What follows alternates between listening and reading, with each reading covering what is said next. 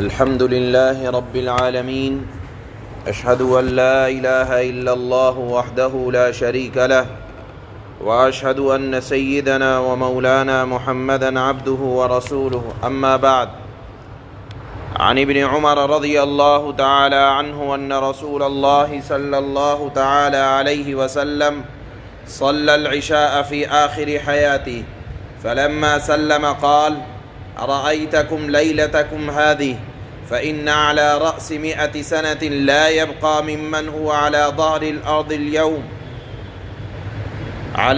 الأرض اليوم أحد متفق عليه۔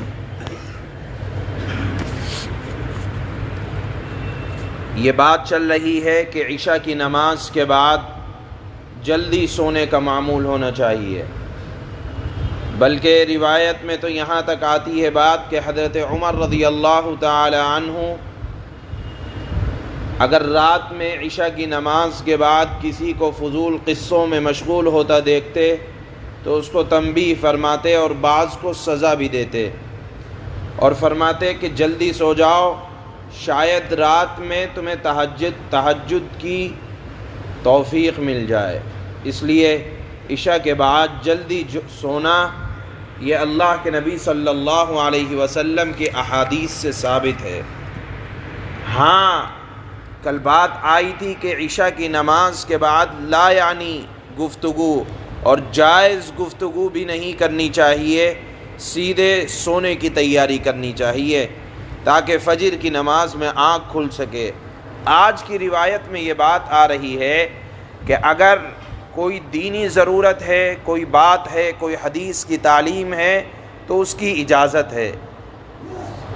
اللہ کے نبی صلی اللہ علیہ وسلم نے بھی دین کی تعلیم، حدیث کی تعلیم یا حدیث کا کوئی پیغام آپ نے عشاء کی نماز کے بعد پہنچایا ہے۔ وہ کیا پیغام ہے یہ آج روایت میں ذکر کیا جا رہا ہے کہ یہ واقعہ جو آج روایت میں آ رہا ہے یہ اللہ کے نبی صلی اللہ علیہ وسلم کی زندگی کے آخری ایام اور ایک روایت کے اعتبار سے 1 مہینے کی پہلے کی حدیث ہے۔ یہ کیا حدیث ہے؟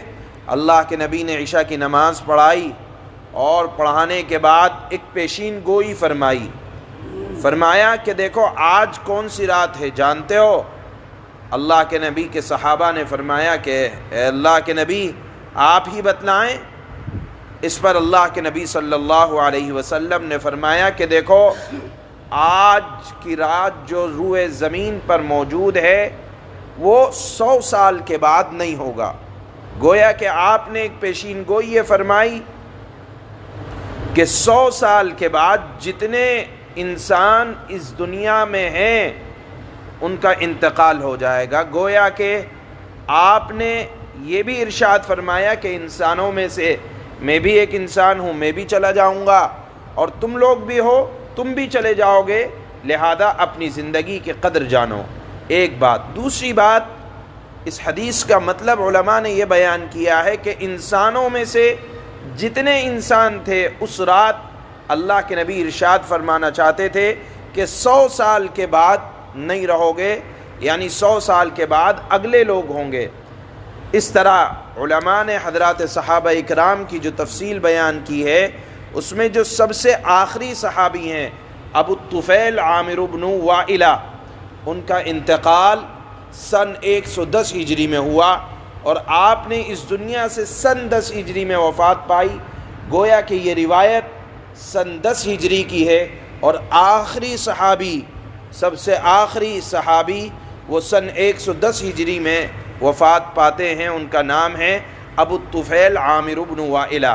تو اس اعتبار سے اللہ کے نبی صلی اللہ علیہ وسلم کی یہ روایت پیشین گوئی کے اعتبار سے علماء نے نقل فرمائی ہے کہ آپ نے فرمایا تھا کہ 100 سال کے بعد آج کے انسانوں میں سے کوئی نہ رہے گا۔ ایک مطلب یہ بیان کیا جاتا ہے اور ایک مطلب یہ بیان کیا جاتا ہے کہ میری امت میں زیادہ تر لوگ 100 سال کے اندر ہی وفات پا جائیں گے۔ 100 سال سے زیادہ اکا دکا 2 4 10 کی تحدید کو چھوڑ کر اگر بیان کیا جائے تو کوئی 100 کے پار نہیں پہنچتا۔ بہرحال اس روایت سے لانے کا مقصد یہاں یہ ہے کہ اللہ کے نبی نے دین کی بات عشاء کی نماز کے بعد بھی بیان فرمائی ہے، البتہ دنیا کی باتوں کی ممانعت عشاء کی نماز کے بعد آتی ہے کہ نہیں کرنا چاہیے۔ حضرت عبداللہ ابن عمر رضی اللہ تعالی عنہ سے روایت ہے کہ بے شک آپ صلی اللہ علیہ وسلم نے اپنی زندگی کے آخری ایام میں عشاء کی نماز پڑھائی۔ یہ واقعہ ہے آپ کی وفات سے 1 مہینہ پہلے کا۔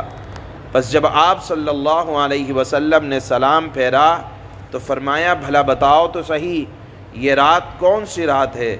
بے شک آپ نے فرمایا بے شک جو شخص آج روئے زمین پر زندہ ہے، مراد ہے انسان، فرشتے یا جنات مراد نہیں ہے، جو شخص آج روئے زمین پر زندہ ہے 100 سال کے آخر میں ان میں سے کوئی بھی شخص باقی نہیں رہے گا۔